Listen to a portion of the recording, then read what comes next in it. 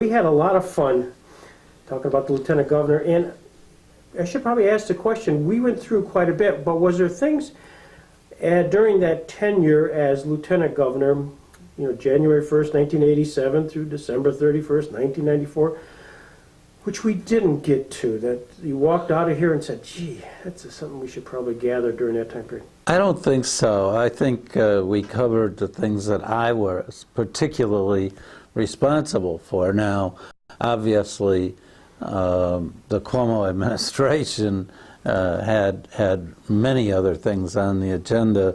The governor was really terrific to me in that he included me in all of the leaders' meetings.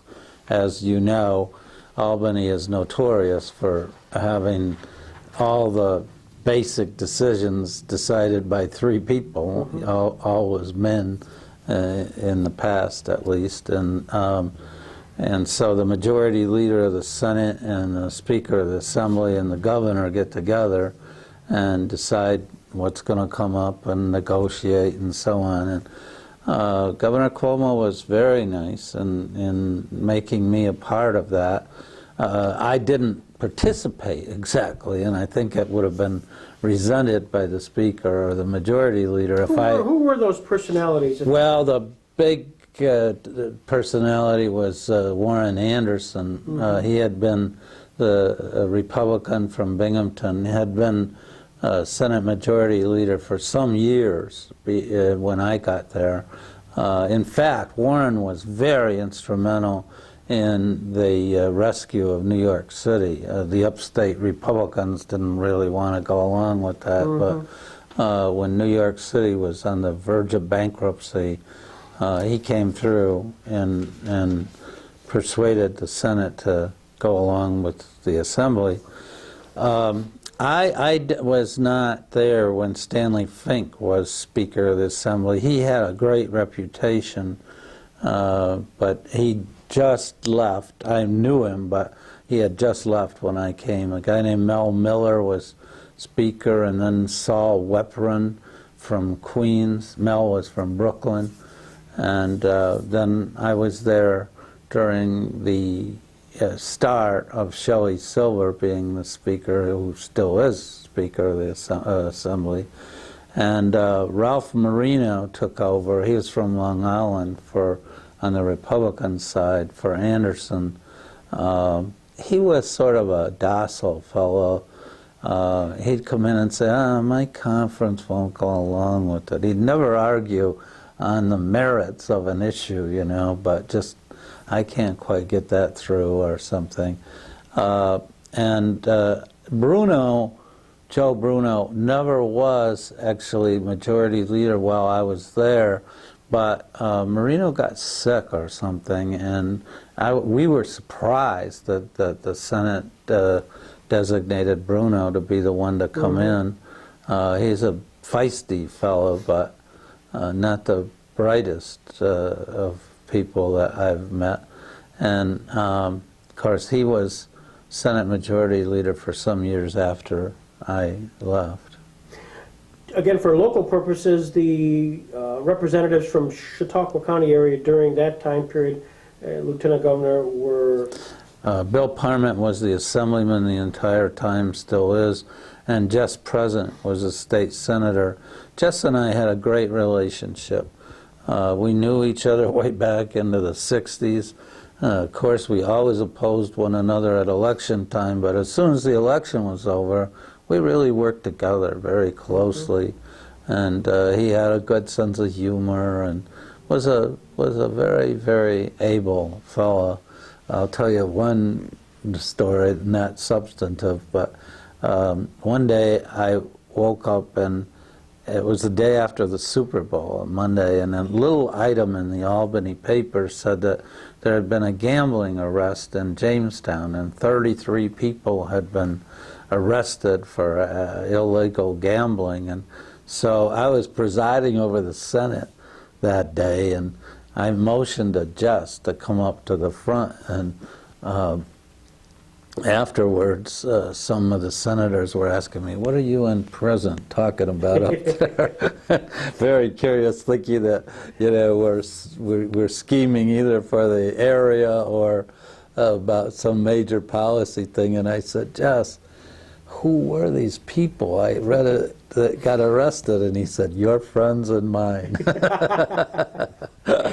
There was a bar down on 2nd Street, Marty's, that was right across from the City Hall. And the patronage at Marty's was politicians and gamblers and some cops too. They knew very well who the bookies were, but just sort of looked the other way. And Jess was in there sometimes, and I was in there sometimes. So it was people that he could describe as your friends and mine. Well, that was owned by Martinelli, right? Yeah, yeah. Martini, actually. Frank Martini. That's yeah. correct, that's correct. Because his son went to school there. Small world. Anything else in the Lieutenant Governor's? No, I really don't. I mean, I thought Governor Cuomo was outstanding, not only as a speaker, but conceptually. He declared the decade of the child, which I thought was wonderful, but then in the year 2 or 3 of that decade, we ran into very serious fiscal problems, probably the most serious until the current day. And it wasn't shelved, but a lot of our initiatives just couldn't be funded and so on. But one problem I had with Mario Cuomo, and that I think is very common to a lot of Democratic leaders at least, is that he wouldn't prioritize. He wouldn't boil it down to 2 or 3 things that he really wanted to get done. Every year he'd have the State of the State, which is an address to the legislature in joint session, but he'd also produce a book of 200 pages of demands that the legislature pay attention to, and you had to go through that State of the State book and make sure that there wasn't anything that you didn't think ought to be in there. But I mean, there was every subject, agriculture to I can't think of a Z, but every subject you could imagine.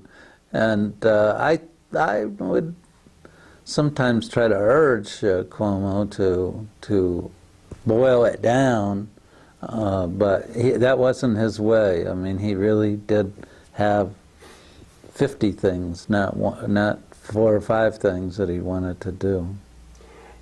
I'm sure the question's been asked, and I guess I'll ask it just for the record. He chose not to run for the president. 2 opportunities. He chose not to become a Supreme Court justice. The question without an answer is one that, is there something that during the vetting process that would have caused a sense of embarrassment to himself or his family? No. If you can get through 12 years and more, really, because he ran for mayor and so on, with the difficult New York City press, you don't have any skeletons in the closet. No, it was nothing like that. And at least for the Supreme Court, which would have required, of course, Senate confirmation, I think Al D'Amato was very anxious to be an advocate for Cuomo. I mean, I don't know how I learned that, but he was. Mm-hmm. So I think that would have gone through with, I'm not saying they wouldn't have asked any tough questions, but that would have gone through easily. It's left to us to speculate what a presidential campaign would have been like. In '88, it was a broad field, and I don't know. I think that Cuomo would have been preferred over Mike Dukakis, who was a similar kind of background, governor of Massachusetts. But that's speculation. In '92, I felt as though it was really his for the asking. Mm-hmm. Of course, when Bill Clinton announced for the presidency, not many people thought he had much of a chance. It seemed as though President Bush would get reelected, and then he became less popular as time went on, and so it is just pure speculation. But as I indicated in our previous comments, I think in '88 Cuomo did not want to run, partly because he didn't want to be away overnight and all that, the so-called fire in the belly, but partly because he had a bad back, and I just think he wasn't ready at that time. In '92, I think he would have liked to have run, but the state was in miserable shape, and we were in the midst of a mid-year budget cutting process, and I don't think it was a lack of confidence in me. He could have left, and I could have carried on, I suppose, but I think he just felt as though he was real big. The word rationale was very important to him, and he said, how can you have a rationale to run for president when your state is in such difficulty? And so I think that was the reason for his decisions. You ran against, let's go back, I guess now to 1970, probably 75, 76. Mayor of the city of Jamestown. Congressman James Hastings resigns. And all of a sudden, there's going to be a special election. Give us the background. Did you know that Hastings was in a position where he was going to resign? And, No, I had no idea. In fact, Bill Parment came to me in 1974 and said that he had a source, more than a rumor, a guy who had worked in Hastings' office, who said that Jim Hastings was involved in kickback schemes. And Bill asked my advice, and I said, well, you can't make that a political election issue. I mean, first of all, how do you... This is when Bill was running against Hastings. Bill was running against Hastings in 1974. And I said, you know, first of all, how do you prove it? And second of all, based on what we know of Hastings, it's hard to believe that he would have a kickback thing going on. And I never heard again about it. In fact, when I was elected, there were 3 Hastings staff people still there, sort of administering the affairs of the office. And Claire Bradley, his personal secretary, came to me and said, Mr. Lundine, I really need a job. I think I've been blackballed or something, and I need 6 months to get vested in my retirement. And I said, well, Claire, I'll organize the office and I'll think about it. And she was making, it sounds like trivial now, but she was making $24,000 a year. And after I got all done figuring out how I was going to run the office, I told her, I could only offer you this job for $15,000. She said, I'll take it. And I guess I should have been more suspicious, but I wasn't, because of this rationale that it's just to the end of the year. And then one day, she could never call me Stan. I wanted all the staff people to call me Stan, but she'd always say, Mr. Lundine, at least till 5 o'clock in the afternoon. That was the way she was trained. And she came in one day and she said, Mr. Lundine, I've got to talk to you privately. And I went, okay. And she said, well, Congressman Hastings is going to be indicted, and I am a principal witness. And she had been kicking back part of her salary. One reason why $15,000 didn't look so bad to her was that she really wasn't getting the $24,000. Yeah. And he was ultimately convicted or pled guilty.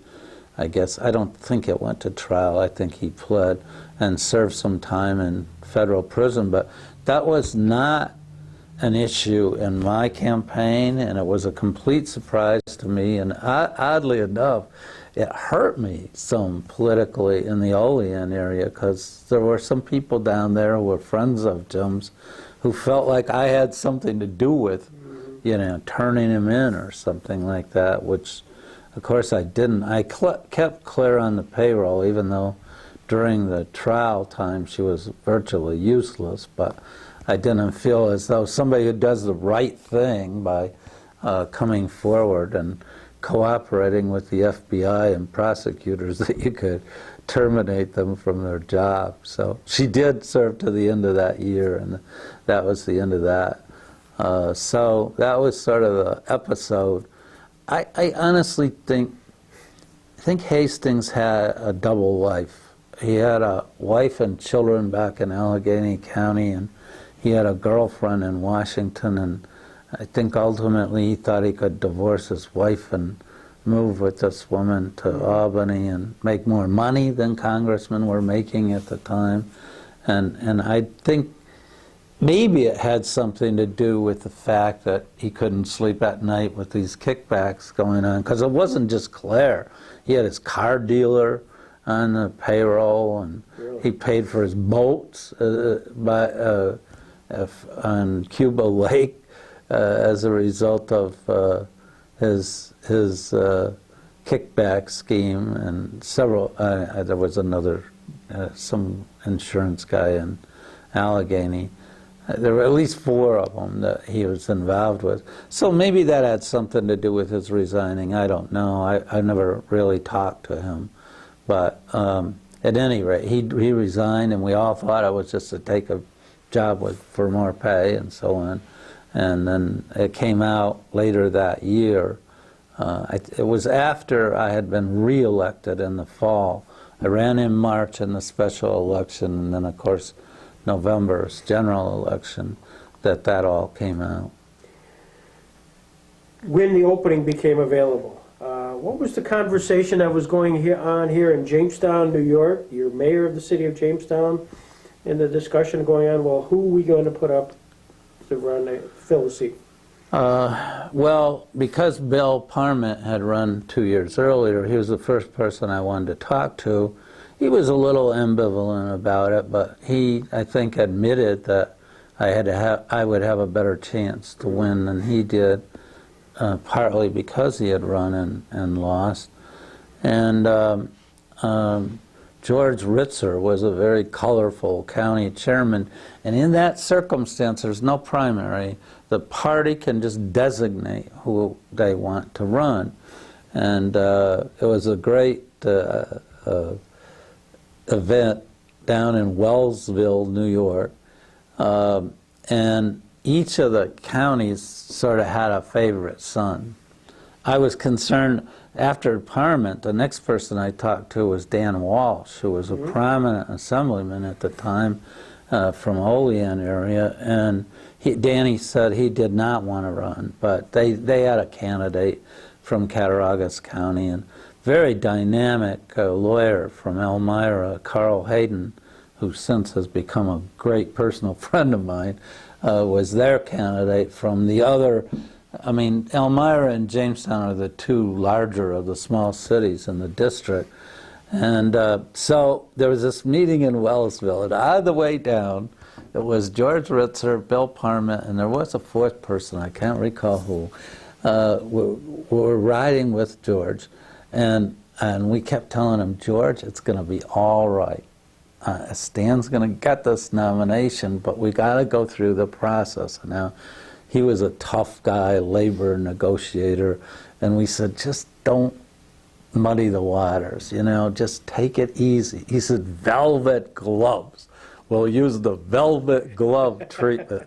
We said, very good. So we all had a chance to go in and make our pitch to the 5 county chairs, and it was bizarre. I mean, there were guys that came in and said, this guy Lundine talks about labor management cooperation. I was a strikebreaker up in Gowanda. That's my background. And one guy said that God told him that he was going to be the congressman and so on. But there were a couple of serious candidates, and all of a sudden the county chairman from Cattaraugus County came out. They had retired, the 5 of them. Like, it was sort of like the investiture of a pope, you know, you're looking for the smoke. And that's when Carl Hayden had brought his wife and then young children, and we became friendly during the time that the county chairs were deliberating. And finally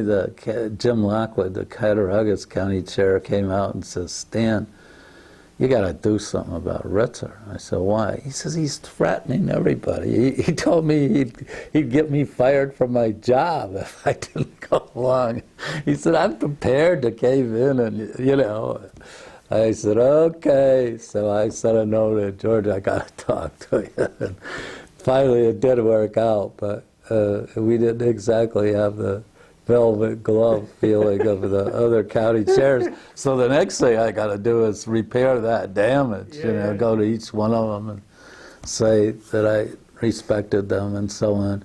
But the real problem, even to decide whether I would run or not, was whether I'd have a chance, number one, and number two, whether you could raise the money. Mm-hmm. And we had a meeting, and I'll never forget, Rand Chadwick said, "Well, what's the maximum that somebody can give?" And I said $1,000 at the time.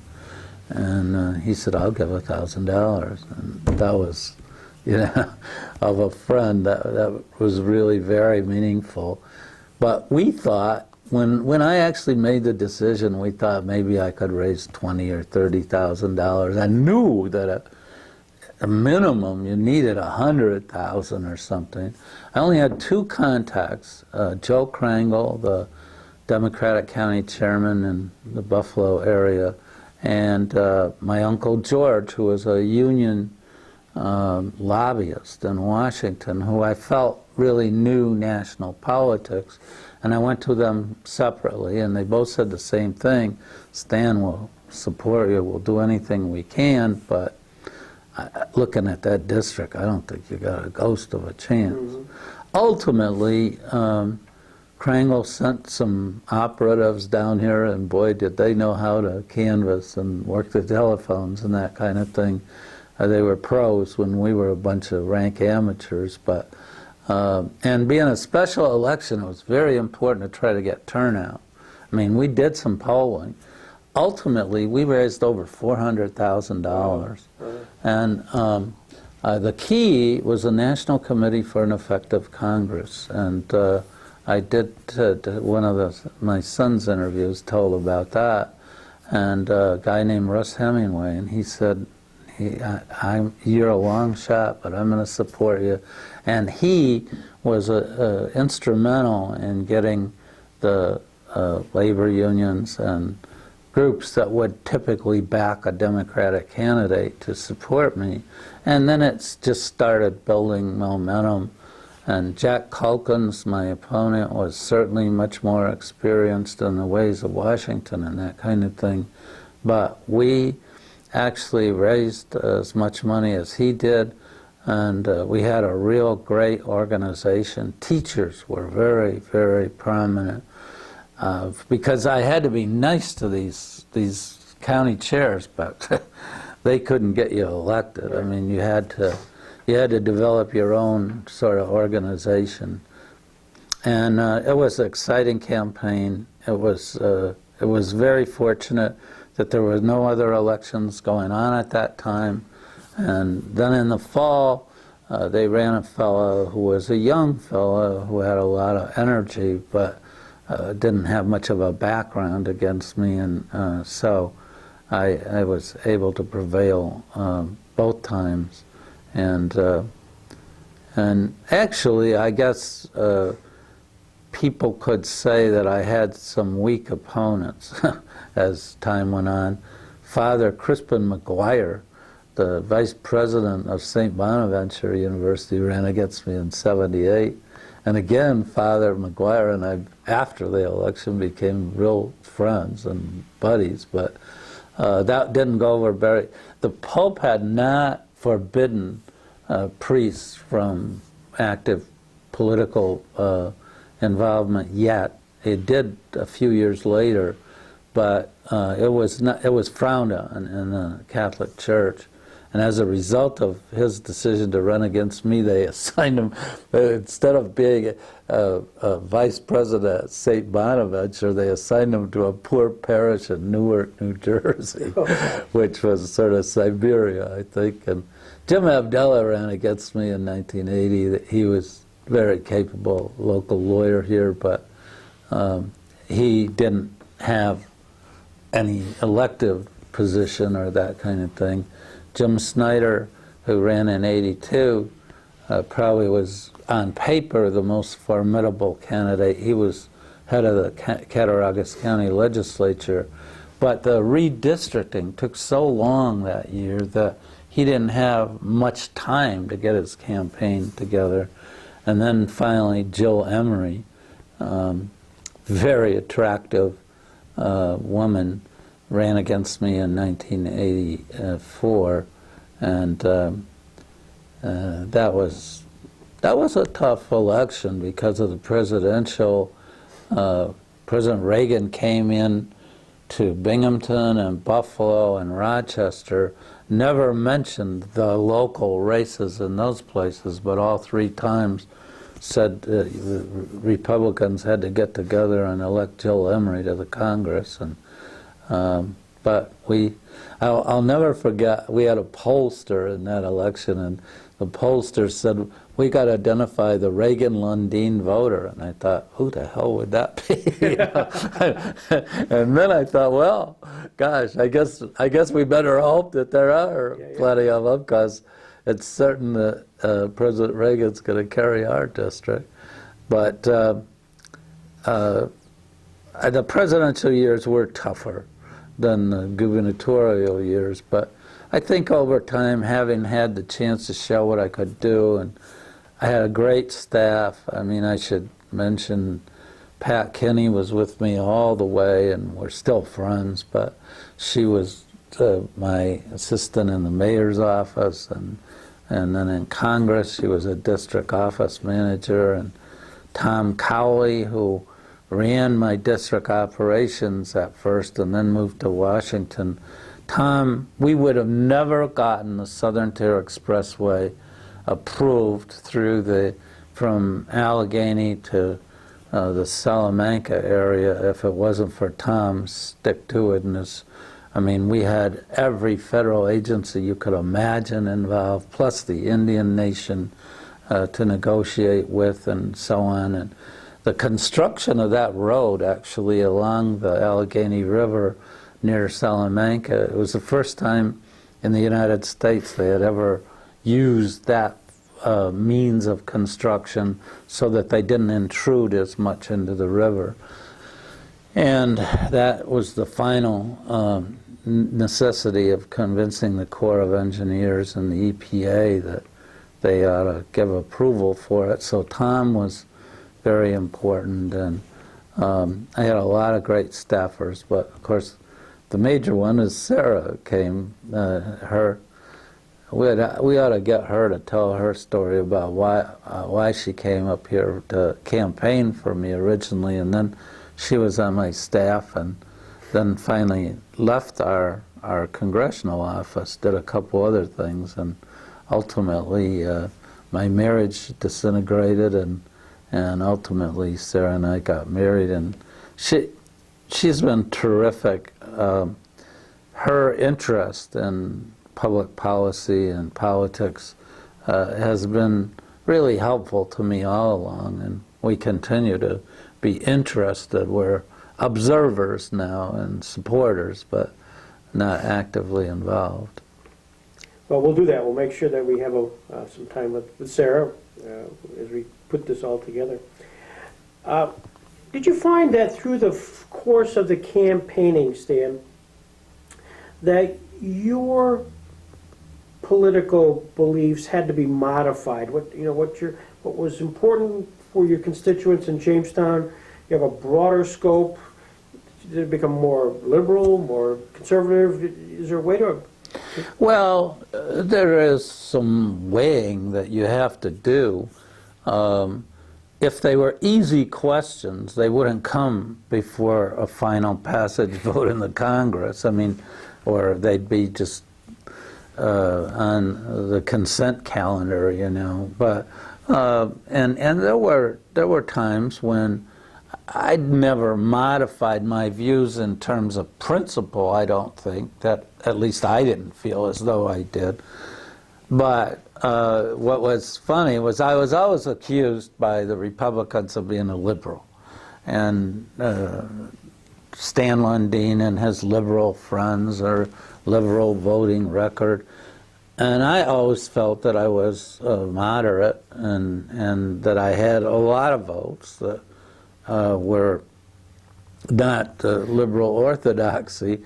And occasionally I'd always really appreciate when some of my liberal friends would criticize me because I felt that proved to me at least that I was following a more moderate course.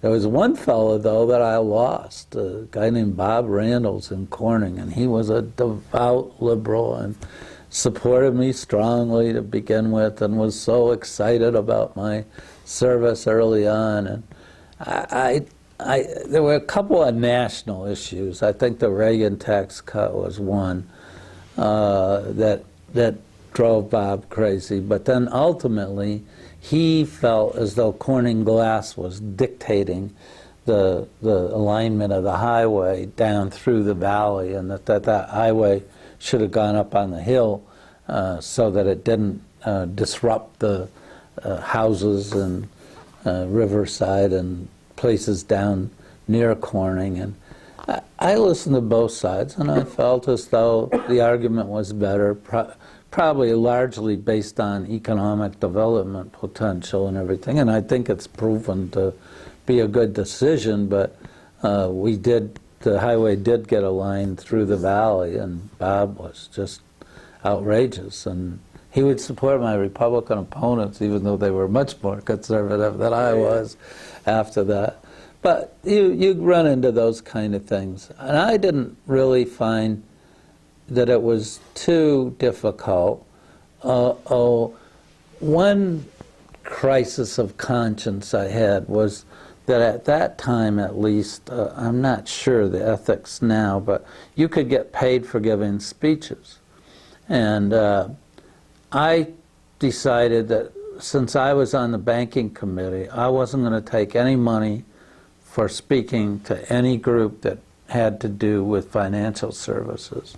And I never did. But if some other groups wanted me to speak, that I would.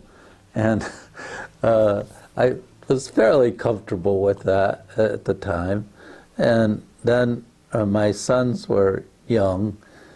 Mark was probably about 10. And he and John were with us in Washington, and I said I had to go out that night, and Mark says, "Why do you have to go out, Dad?" I said, "Well, I have to give a speech." And he said, "Well, why do you have to give a speech?" And I said, "Well, to be honest, Mark, I get paid for it, and we could use the money." And he said, "Oh, really? How much do you get paid?" I said, $500. And he said, "What are you going to say?" And all the way there, driving to this speech, and all the way home, I thought, what the hell did I say that was worth $500? And that was the last honorarium of that kind I ever did. That's great. You're there during the Carter era, and you're there obviously during a good part of the Reagan era. During the Carter era, what did you get a sense of your colleagues? You read from afar that there was a sort of a disconnect, or it wasn't as smooth as it probably could be. What was your sense of all that? Yeah, well, President Carter came in, and he brought all these guys from Georgia with him. Jody Powell was very influential. I mean, he was more than just the president's spokesperson, and Pat Cadell, his pollster, and so on. And I think there was some resentment, and they didn't treat Congress with the deference that the leaders in Congress at least felt that they ought to get. And the relationship between Carter and Tip O'Neill particularly was a little bit strained. I mean, it wasn't a matter of principle. They just didn't connect with one another really well. But early on, I thought it was going pretty well. And there was a guy named Bert Lance, who was a big-time banker in Atlanta, and who came up with him. And Bert was a shrewd, easygoing, very effective guy. And big guy too, wasn't he? Yeah, big guy, physically. He became, his job was head of Office of Management and Budget, but in effect, he was the guy you went to in the Carter administration. And I had a couple of occasions, I don't even recall what they were, where I had to go talk to him. And then we'd get to talking about banking issues, because I was on the banking committee. Then he got drummed out. It was sort of a conflict of interest thing. I didn't think it was all that serious, and I thought they probably should have just toughed it out. But he resigned. And I think after Lance left, the Carter administration just didn't have the gravitas or something. I thought the world of President Carter, still do. I mean, I think he's the greatest ex-president we've ever had. And he's very, very down-to-earth and humble, but very smart and so on. But I think he was poorly served by staff and some of his cabinet secretaries and the like. I don't really believe that he was the failure that contemporary history had him to be. And it's funny how these days the polling is such that early on, you know, Obama becomes a phenomenon. And I was invited by President Carter to be one of a dozen or so people from New York to come to the White House for briefings and then a meeting with him in March of 1980. And he did this, it was a clever scheme, about 6 weeks before every primary, and Senator Kennedy, Ted Kennedy, was running against him in the primaries. And I think just to, not to influence, because we were already with Carter, but just to sort of pump up his supporters. And it was the only time I ever got to eat a meal on the second floor of the White House, the personal quarters. And he gathers us around for lunch, and I had eaten with Carter on previous occasions, and he would always say, "Do you mind if I say a prayer before we eat?" And he sits us down, he says, "Do you mind if I say a prayer?" And Ed Koch, then mayor of New York, says, "No, go ahead, it's all right with me." And I said, "Ed, when the leader of the free world asks a question like that, it's a rhetorical question. You didn't have to answer." But that was typical of Carter asking, "Do you mind?" instead of just saying, "It's my custom to say a prayer," and of Koch to give him his okay. But that session, we got to talking. Now this is March of the election year, and we thought that Reagan would be the easiest person for Carter to beat. Of the Republican possible candidates, we thought, the guy's an actor, so he's been governor of California, so what? He's way off from the middle of the road and so on. But we were obviously wrong, and I think Carter was wrong. I mean, I think their whole campaign was based on the fact that Reagan would be perceived by the public to be an extremist, which Ronald Reagan had this way of presenting himself in a way, at least, that people didn't feel as though he was an extremist. And just to finish that, I'll never forget the first State of the Union that President Reagan gave. I'm sitting there, and almost like a chill went up my back. because I thought you could give the same exact words to Jimmy Carter, and the reaction, not only in this chamber, but in the country, would be totally different. And I realized how much a president is really an actor. I mean, how much is the means of presentation and that kind of thing. So I guess my feeling about Carter is it wasn't so much his judgment that it was wrong. He got some bad breaks, real bad breaks. The energy crisis was not his doing. It just came on his watch. And then the hostages in Lebanon, again, I don't think any president would have done anything better than Carter did, but it happened when he was president. But at the same time, I think that he didn't exhibit the commander-in-chief kind of aura that a successful president needs. Did you see a marked difference in relationships between the executive and Congress when Reagan took over? Did you? Oh, yes. Oh, yeah. Well, first of all, the Senate went Republican majority, and that was important. But yes, definitely. The Republicans then felt energized, and I think the Democrats for a while weren't sure of what we ought to do. I mean, we'd come up with alternative budgets and so on, but didn't mean anything because the president was going to veto it and so on. And in time, I think we learned to compromise with one another, just like President Clinton and the Republican majorities in the 90s learned finally to get along with one another.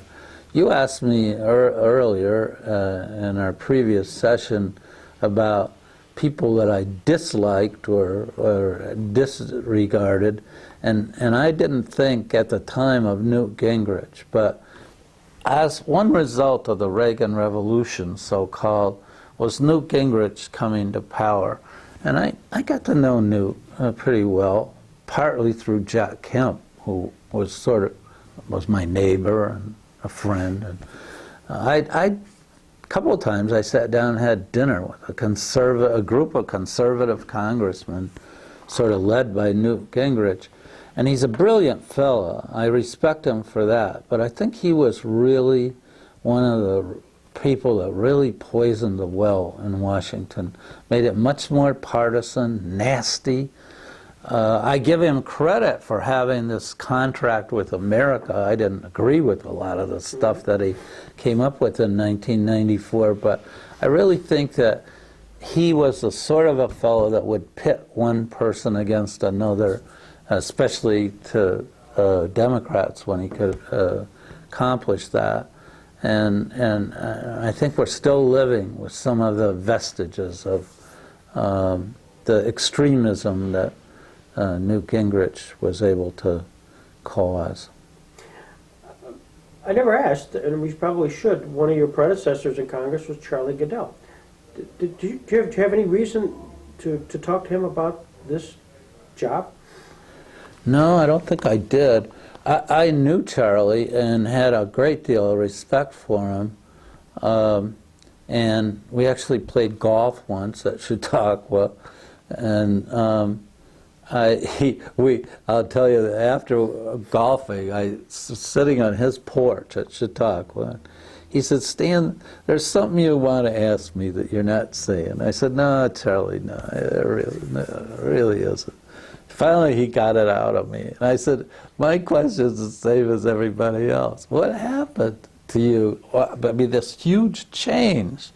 And of course, I mean, from a moderately conservative Republican congressman to an ultra-liberal for a Republican senator after he was appointed by Governor Rockefeller to the Senate, and from a guy that was a Jamestown solid guy to this guy that wore these wide ties and colored shirts and everything. And of course, Charlie argued that there hadn't been a change, that this was all the way he really was, and so on. I never really bought that. I guess that was after he had been defeated for the Senate. But I don't ever recall talking to him. Maybe he had passed away by the time I ran for Congress. I can't remember at all talking to him. Drawing a blank too is the timeline. And about my running, or and I didn't have any particular close contact with people, the Goodell people. Now, obviously, I have supporters. Dave Dawson here in Jamestown worked on the Goodell staff for a while, and that kind of thing. And now I'm friendly with Tim and Bill and some of the Goodell children. But at the time, I mean, I was interested in Charlie Goodell when I was mayor and before, of course. But and our families had close contact. My mother was a receptionist for Dr. Goodell, his brother, and Dr. Rappel, his brother-in-law. So, I mean, we had a lot of family contact, and I always felt friendly towards the Goodells, but I didn't have any particular contact with him while I served in Congress. You mentioned Jack Kemp. Jack Kemp, colleague, Republican, Buffalo area, conservative. What was your take on Jack Kemp? Well, he was sort of by the way, as a Buffalo Bills fan, no doubt, did you have to get through a little bit of an off factor? No. Well, he took himself very seriously. I'll never forget one night we were in late, and we had a vote, and the congressman would get on the elevator, and you'd just jam in as many people as could. And of course, Kemp was always coiffed very neatly, and some guy is behind him, and I don't remember who it was, says, "Jack, one hair is out of place."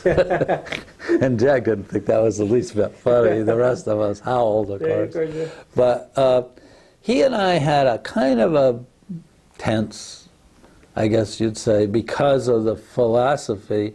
He went to those conservative dinners, and they told me I was the only person they ever, quote, liberal, that they invited back twice. I love to argue with those guys. Jack was pretty much one no. Cut taxes and that'll solve everything. And he really wasn't on board so much about the military buildup or other issues, but it was just cut taxes, cut taxes. And I mean, for example, he gave a lecture at Chautauqua, and it was built up that this was going to be a big deal, and it was just his standard speech that he gave everywhere.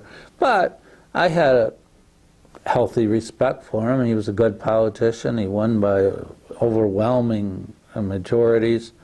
And then in 1981, he came to me and he said, "Stan, I heard a rumor. They're trying to put us both in the same district." I said, "Oh, no." He says, "I don't like this any better than you do."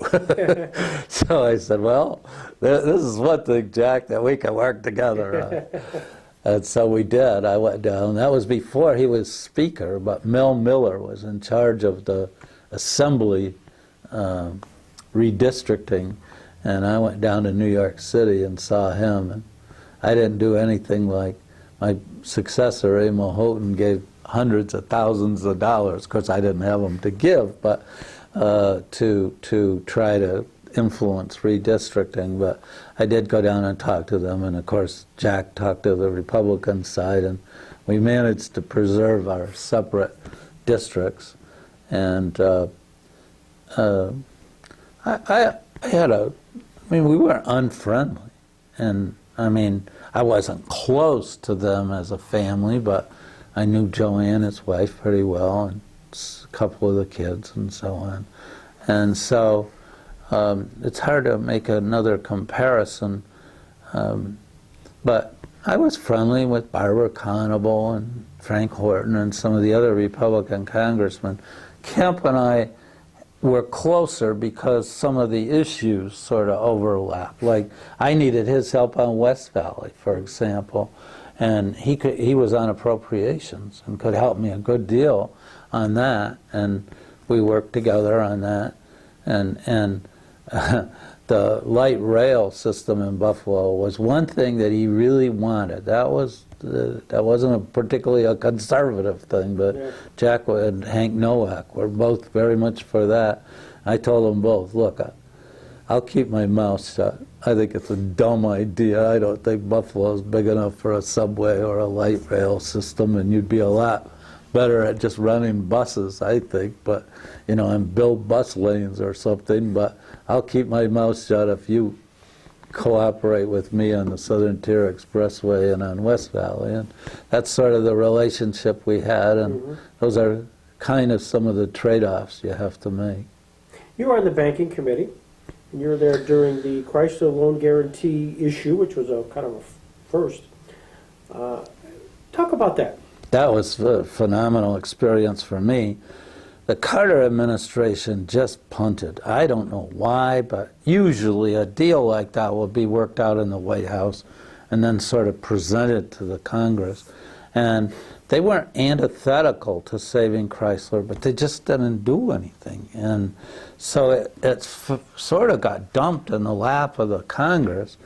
And I was on the Economic Stabilization Subcommittee, and every member more senior than I either had a Chrysler plant in their district or some conflict. And so they sort of appointed me to be the negotiator for the House.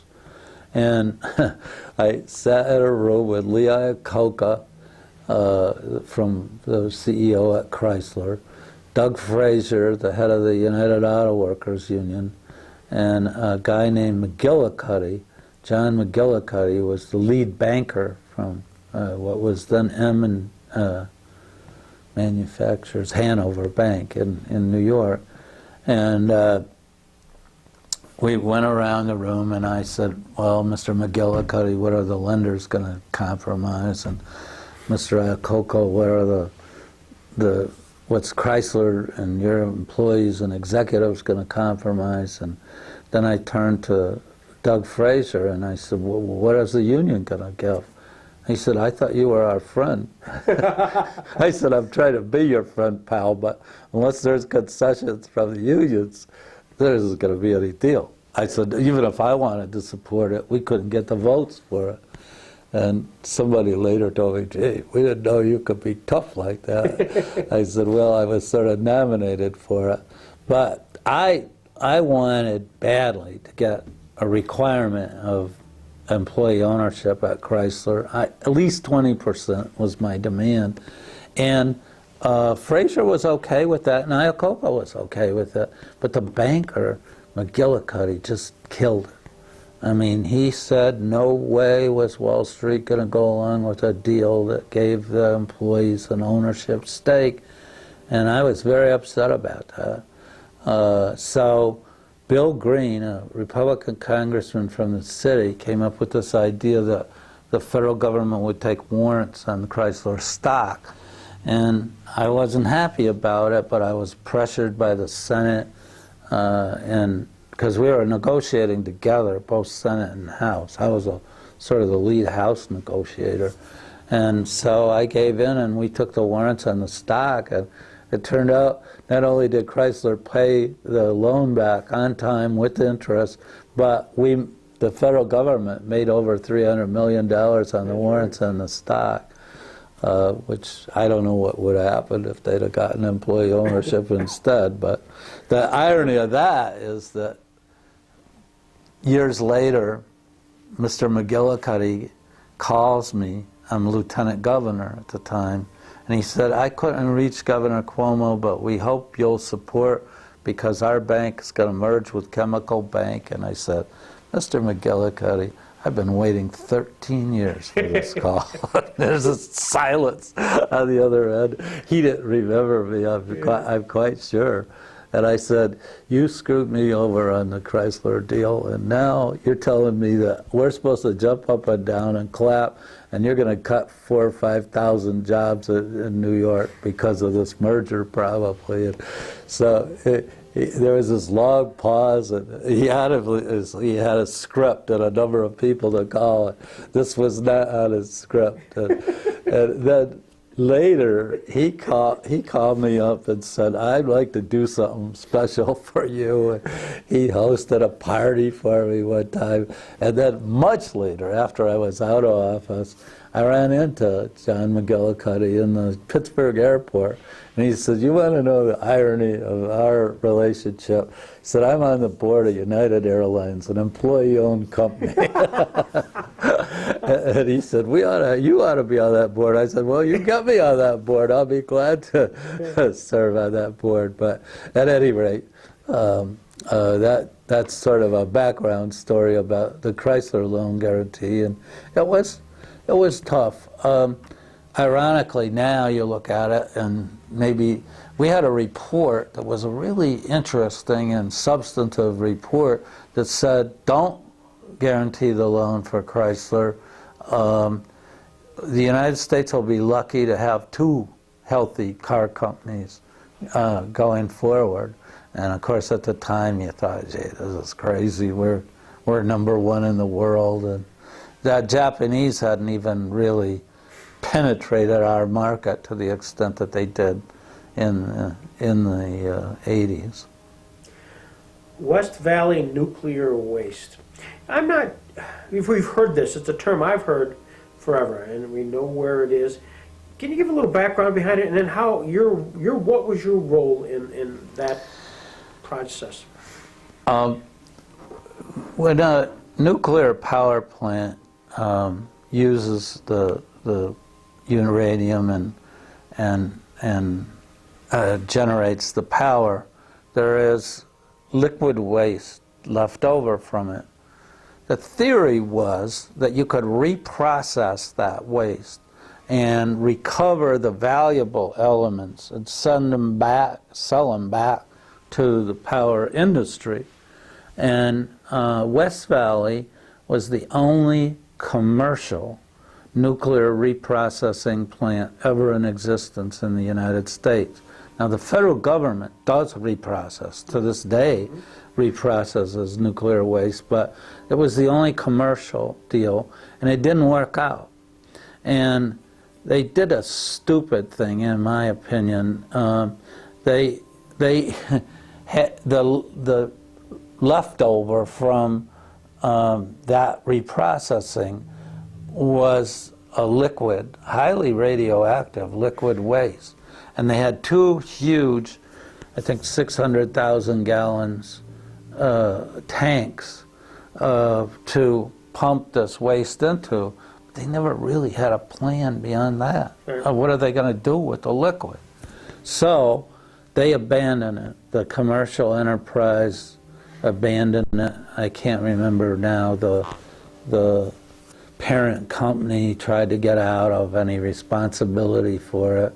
In this day and age, I think you'd hold any company liable for the cost, but they did cooperate to some degree. But so what are you going to do?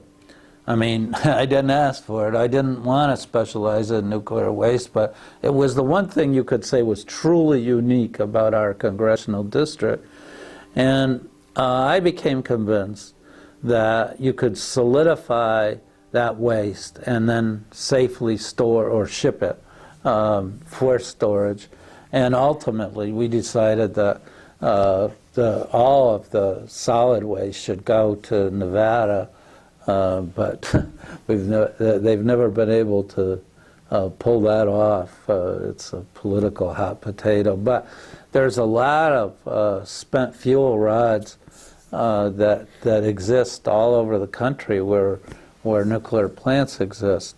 And a lot of that technology, I was helped by Corning, who was in the glassification. I mean, that's what you did with the liquid, was glassify it, and Alfred University, because they were one of the top places in the world for research on that in that field. And ultimately, we got a bill passed in 1980. President Carter signed it in Niagara Falls, along with the Love Canal bill in September of 1980 to clean up the West Valley site. I promised Congressman Dingell, who was not very, very friendly on this, that it would, maximum cost would be $300 million to do it. And I think by now the federal government has spent well over $3 billion, 10 times what I promised. But I don't think anybody could have foreseen that. But they have successfully solidified the waste, all of the waste at West Valley now. Now they haven't decontaminated. See, the processing that went on there resulted in a lot of contamination of the facility, and they haven't completely decontaminated the site, but the highly radioactive liquid waste was the real basic issue, and I'm very proud of the fact that that's been done, and it's also been an economic boon to that area. There was 700-800 people working there at the height of the process. You were known, certainly during your mayoral time period of the labor management. Were you successful in trying to move that into the federal level? You know, Oh yeah, we got the Labor Management Cooperation Act passed in 1978. That's one thing that Jack Kemp worked with me on. He was helpful on labor management cooperation. Having been a union guy with the NFL players. But at any rate, we got that passed and provided grants to the Federal Mediation and Conciliation Service, which helped all around the country. I mean, not Jamestown was established, but helped around the country. Unfortunately, I don't think it's as strong now as it was, because the industrial unions aren't as strong now as they were at the time. But I think a lot of the principles we established were very valuable, and the Federal Mediation Service was a good place to house it, because it had gotten lost in the Commerce Department or the Labor Department or someplace like that. FMCS is a small federal agency. Last I knew, had about 400 mediators, professionals, and they were used to dealing with labor and management in the negotiation, and they really looked very favorably on having the resource to find a different way of getting cooperation rather than adversarial relationships. And yeah, I followed that, and I think to some extent my work in employee stock ownership evolved from our experience here in Jamestown when I was mayor, and also from my advocacy in the Congress for labor management.